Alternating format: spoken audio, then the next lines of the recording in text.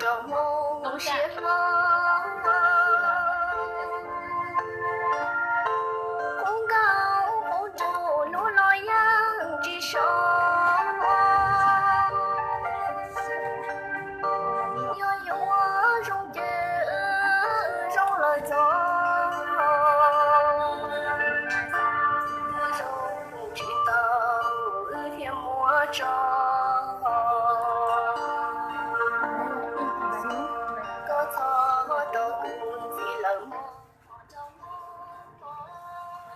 Chào mọi người nha.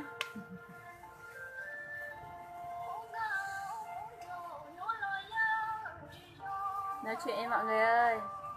Buồn quá. Có hát đâu mà. Mở nhạc thôi anh ơi.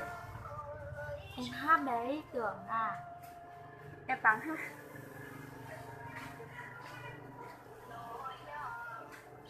Em Phàng à. Có người chào kìa em Phàng ơi. Em chào anh nha. Anh gì chưa biết nữa. Anh dành gì để anh này em biết. Chào chị xinh gái. Cảm ơn nha, nhà lá mông.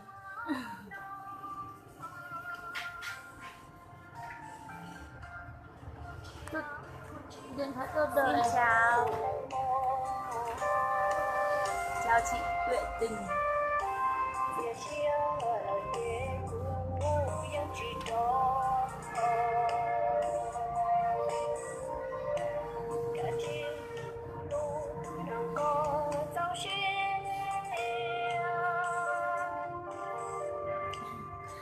Em cảm ơn chị Tuệ Tình nhá. Quá khen rồi chị ạ.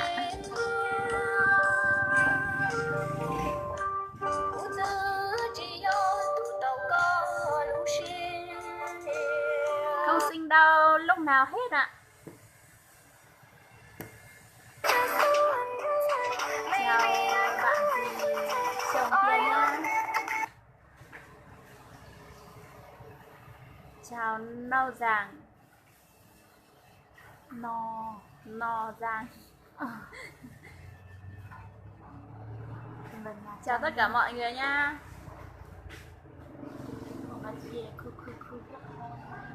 Chào Mỡ Lâu.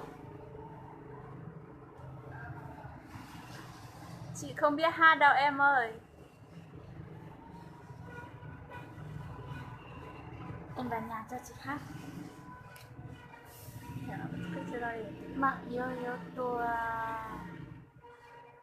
Vàng trẻ quá. Sướng chưa? Chào bạn Hòa nha.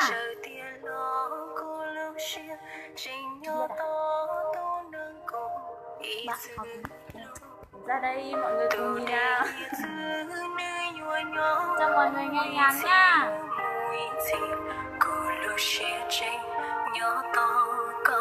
Qua đây anh Minh Xuôi. Có em làm cho à?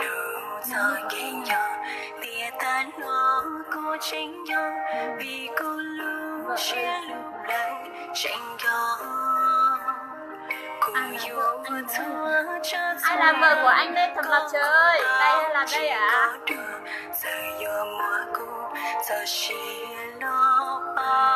Cháu cảm ơn Mỡ Lâu nha.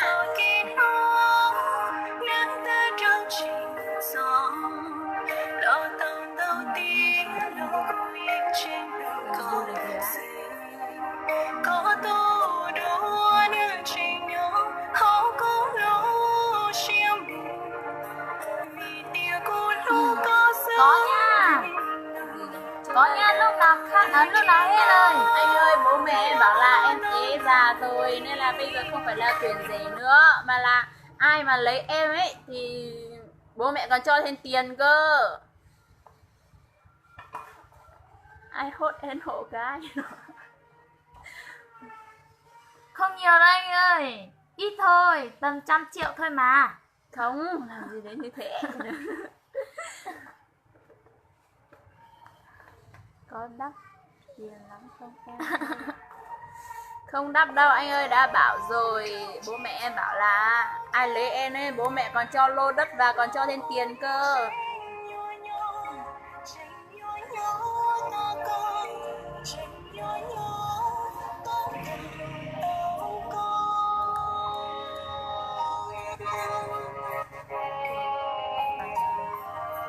ơi bà Hoài ơi, học làm tóc đi, về đây tớ làm tóc cho cậu này, đẹp lắm. Cảm ơn bạn chua giàng nhé.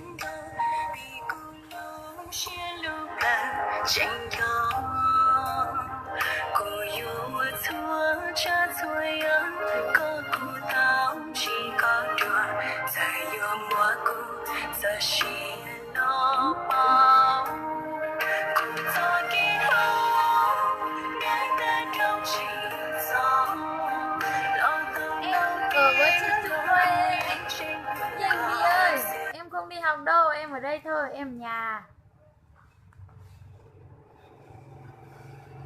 Cảm ơn mọi người nha, mọi người quá khen rồi ạ. Bà này cứ đổ Xấu xấu ra lại còn già già nữa.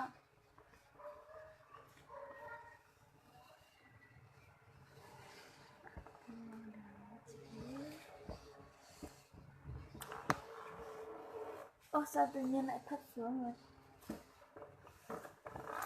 Thôi, Anh ơi, chả ai Mông đâu anh ạ. Nếu mà có người Mông thì chắc giờ này đã có 1 tấn chồng rồi.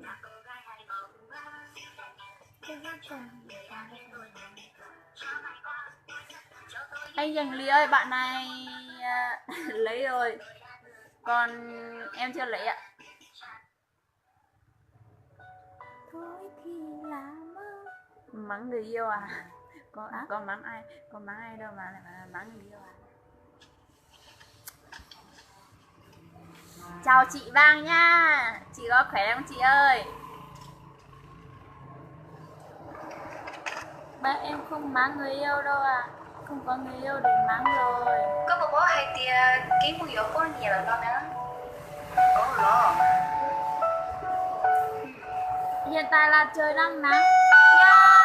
Nhờ chú Trang. Mùa đang trả trời đang nắng. Chưa thấy mưa.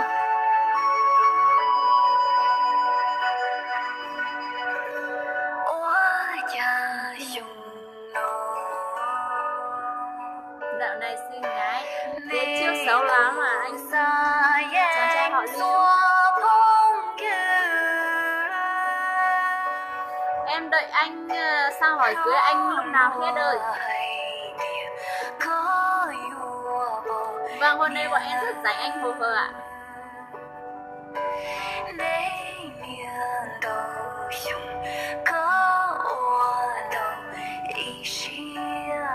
Không có ai lấy anh ạ.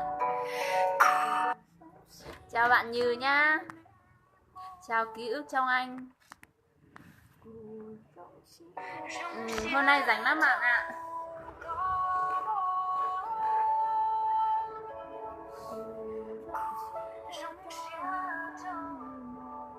Sẽ viết để từ viết tiếng Lào là tiếng Anh chỉ bao anh chị Thái Lan ạ.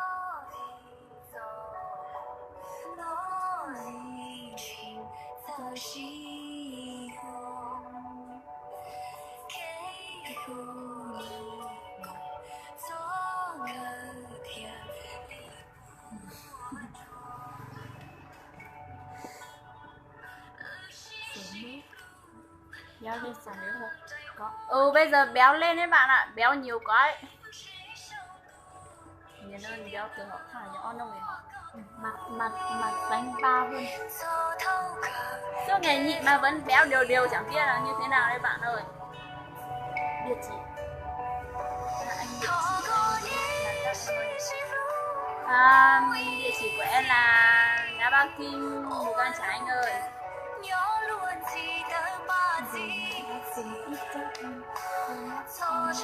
Đông rồi kiến gấu này. Như ơi, gấu của tớ đây này. Ít đi anh ơi, chị ấy sẽ nói chuyện với anh thường xuyên. Có ít đâu mà nói chuyện nhỉ.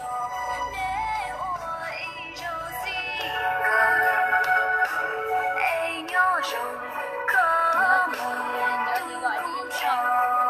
Chàng trai họ Lưu. Cúp với chị vô này nè. Béo cảm giác mình không còn giống mình nữa bạn ạ. Giống xuyên ra nữa, nhưng mà tao tự luôn nữa. 正好一起在新路内，在一起到了小一个在新路跳。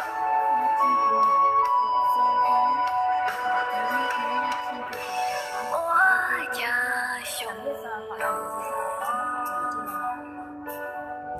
你好xa yên